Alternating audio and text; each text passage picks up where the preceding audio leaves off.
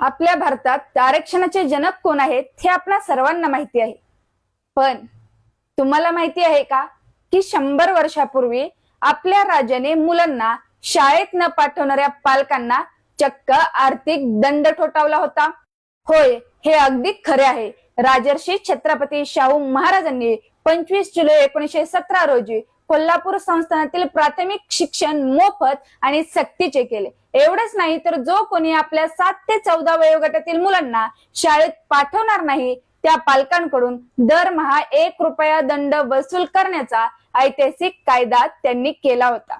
आज आपण ज्या सामाजिक न्यायाच्या गोष्टी करतो ना, त्याची पहिली भक्कम पायाभरणी शाहू महाराजांनी 26 जुलै 1902 रोजी केली होती.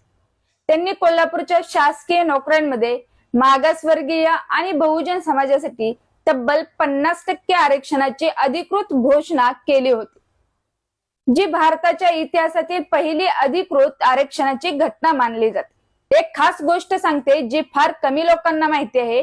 जेव्हा डॉक्टर बाबासाहेब आंबेडकरांनी त्यांचे पहिले वृत्तपत्र मूकनायक, तेव्हा त्यांना आर्थिक अडचण होती. शाहू महाराजांनी स्वतः पुढे होऊन त्यांना 2500 रुपये, त्या काळातील खूप मोठी रक्कम देऊन मदत केली होती.